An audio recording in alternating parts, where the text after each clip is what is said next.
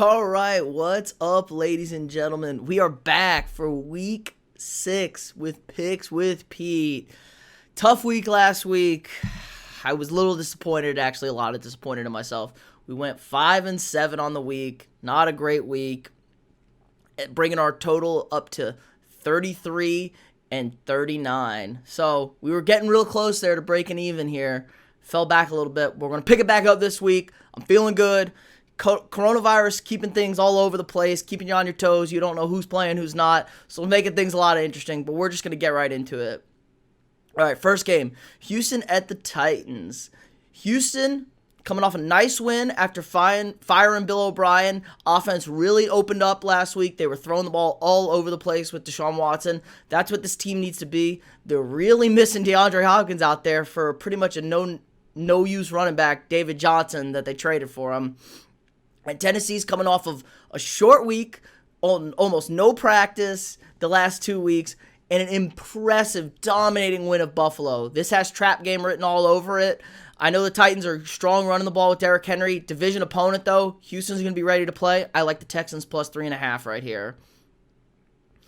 Okay, football team at the Giants. Now, the Giants almost snuck away with a win in Dallas last weekend. They played, Jason Garrett really broke out the offense against this terrible Dallas defense. They scored a ton of points. Dallas backs up against the wall, but the Giants fell short as per usual.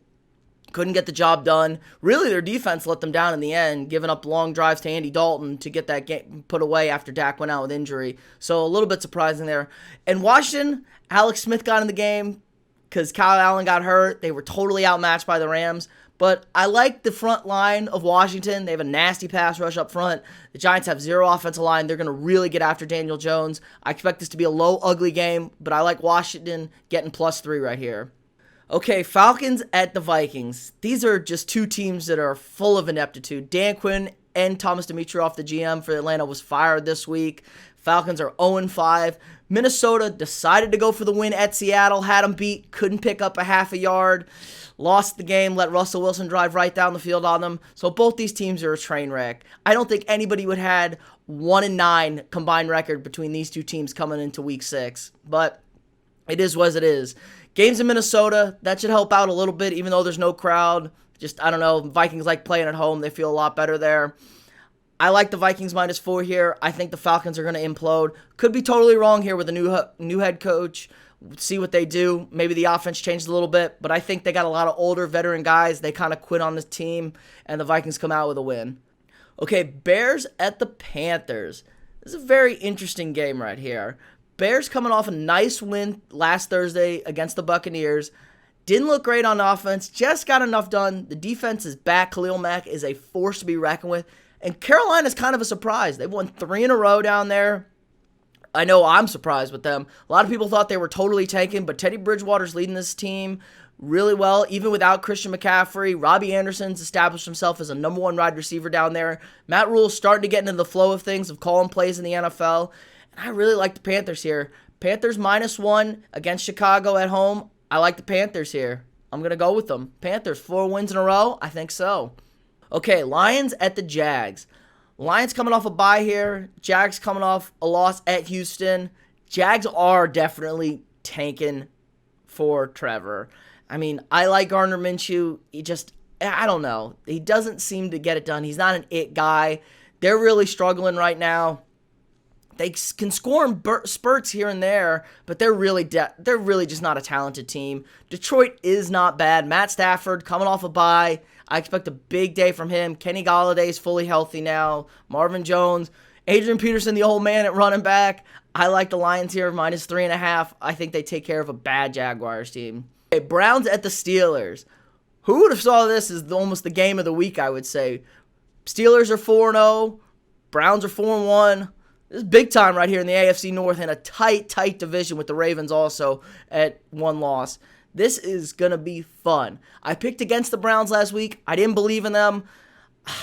I don't know if I can pick them this week. Steelers are number 1 against the rush, and Cleveland needs to run the ball to be effective because I don't think you can trust Baker Mayfield to throw the ball 35 times a game and beat a team. Now, Pittsburgh's pass defense has been suspect in times there. They gave up a lot of points and yards to Philadelphia with a very weak receiving core. Cleveland's got a real core down there. OBJ's status is up in jeopardy because he may have coronavirus. We're not quite sure. He was sent home earlier in the week. Things are kind of up in the air there. I'm going to take Pittsburgh. I will not. Cleveland, prove it to me again. You proved me wrong last week. Prove it to me again. I got to take the Steelers here. Big Ben is playing great with a revitalized arm, it feels like. He took that season off last year being injured, and he looks great. Of course, Chase Claypool, what else is new? Another young wide receiver for the Steelers is a stud. They just know how to find and draft wide receivers. So I'm taking Steelers, -4 right here, but prove me wrong, Browns. Okay, Bengals at the Colts. Colts got beat up by Cleveland. Phillip Rivers looking old last week. Couldn't handle the rush well. Threw into a pick six. Took an intentional grounding in the end zone for a safety. Did not look great. And if you can move Phillip Rivers around, it shows his weakness. Now with the Bengals, on the other hand, they got dominated by Baltimore. A little bit of controversy. They were shut out the entire game. They kicked a field goal with 37 seconds left in the game to avoid the shutout. Baltimore wasn't happy about that, and I don't blame them. Joe Burrow's got sacked 7 times last week. His offensive line is bad, and I hope they get one soon because he's getting beat up back there. But he plays hard. I still believe in Joe Burrows. I'm going to take the Bengals here, +8. I know the lines moved a little bit. They were unsure about this game, but the game looks like it's going to get played because of some false positive test. Bengals +8 here. I'm still riding with my man Joe Burrow. Okay, Baltimore at Philadelphia. Lamar Jackson hasn't looked great the last 3 since that Kansas City game. Been kind of iffy all week, but they keep getting wins. They keep living off the defense. They're tearing things up. And Philadelphia, defense is solid. They might be able to slow them down a little bit up front in the running game. But I don't know if I can trust this offense of Philadelphia to move the ball against this Baltimore defense. It is a huge line right here, and that's probably the only reason I'm taking it. Philly +10 at home. I know it's not really home field, but still. Carson Wentz is showing his stuff lately. He's dragging some guys you never even heard of, a trash can, a guy from the YMCA, who the hell knows, playing wide receiver. He's dragging them to the finish line. They played really well against Pittsburgh and a really tough defense. Miles Sanders had a nice day because he had a 74-yard touchdown round, but he couldn't do anything after that. And Baltimore's run defense is almost as good as Pittsburgh, so I expect them to have to throw the ball all day.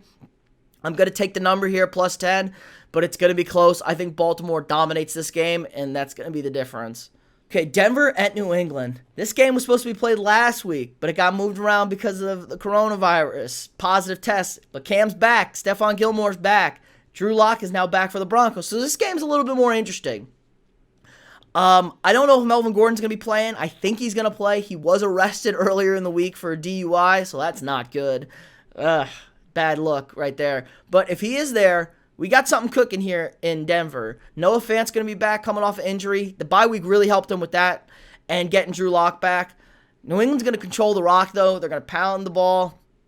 It's going to be a short, quick game, so I like this number here. It's +9.5 for Denver. I think that's too big of a line to pass up, especially with how short of a game it's going to be. Both teams are going to run the ball, not do too much. It's going to be a low-scoring game, I think.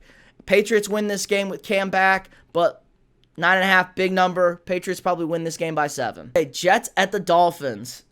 Jets just cut Le'Veon Bell this week. They couldn't even find a trade partner for that man. Adam Gase is the next one to go. He's got no more excuses. I know they hate he was blaming Le'Veon Bell for everything, but this is it, man. Old crazy bug eye over there. He's got to get a win. They're at the Dolphins. Dolphins coming off a huge, I don't even know, upset. They smacked around the Niners in San Francisco last weekend. Unbelievable. Hung 43 points on their ass. Fitzpatrick felt the job fading away from him, but he wasn't going to let it slip that yet. He wants that job still. I'm going to take the Jets +9.5 here. The Jets are the only team in NFL history to lose all 5 games by double-digit points to open the season. So this is going to be the week. They're going to lose by less than double digits. I believe in you, Jets. Come on, Sam. You can do it. Jets +9.5 right here. Okay, Packers at the Buccaneers. Another fantastic game. Packers coming off a bye. Buccaneers coming off of 10 days because they played on Thursday night. So mini bye right there. Going to be interesting. Buccaneers lost the game against Chicago. Didn't look good towards the end of that game on offense. Tom Brady may or may not have forgot what down it was. Not a good look. There was some trash talking this week from Packers running back Jamal Williams saying, at least my quarterback knows what down it is. Those are some strong words. Tom Brady's like Jordan. You don't need to put anything on the bulletin board for Tom Brady to get motivated. So I'm taking the Buccaneers +1 right here at home. They're going to have some crowd. Florida's fully open. They might have a full crowd right now. Who knows in Tampa? I'm not sure what the rule is on that. There may be a full stadium. That at least helps. I think Tom Brady's going to be motivated. I think the Buccaneers are going to be pissed. Tampa Bay's defense is still pretty good, folks. They know how to stop people. And Green Bay's offense has played no defense ranked higher than 28th this season. So maybe a facade of fake 4-0 right there. Could be a little, the offense may not be that great. Who knows? They got to play a real defense this week. So I like the Buccaneers this week to make things a little bit uncomfortable for Aaron Rodgers. And Tom Brady's going to play out of his mind. You watch. Okay, Rams at the Niners. Like I said, the Niners got smacked at home by the Dolphins. They benched Jimmy G. They said it was because he's been banged up and they don't want to risk further injury. I don't know, man. He looked terrible in that first half against the Dolphins. And the Rams were looking bad the last few weeks. Real strong game against football team. I know Washington's just a football team, so you should be able to look strong against them. But I like the Rams. I think the Rams are a really good football team. A lot of football team right there. Rams are really good. Robert Woods, Cooper Kupp, very underrated wide receiving core right there. They run the Sean McVay offense perfectly. Lots of drags, lots of seams, lots of speed, motion stuff. Good balance at the backfield. I think Todd Gurley was really an issue for this team in the locker room and being able to stretch the field. They need a little bit more speed, guys, and get out in space, run out of the gun. Todd Gurley wasn't that back, really. So I like the Rams right here. Playing great defense on top of it. Aaron Donald leads the league in sacks. He's a force to be reckoned with. He's going to be an all-time great. He is frightening and in his prime right now. Niners, not a great, they're just not running it this year. Again, Super Bowl hangover probably. They don't look like a team that's going to be ready to compete. They may be looking for a new quarterback here real soon. I'm hoping they take Kirk Cousins. But I like the Rams -3 here. Really strong. I think the Rams dominate this game. Okay, Monday night. We got a doubleheader on Monday night because of all the movement and stuff. This game was supposed to be played on Thursday. Chiefs at the Bills. And Buffalo, you got absolutely bullied by the Tennessee Titans. You were the hot young thing in the league, and everyone loved you, and you got pushed around. Hey, I was included. Very upset by how the Bills looked against Tennessee. They took away the run game. They made Josh Allen throw. He wasn't great throwing the ball. Their defense, you think of Buffalo as a great defensive team. They're really not. They're ranked 22nd in defense right now. Not good. Not good enough in Buffalo at all.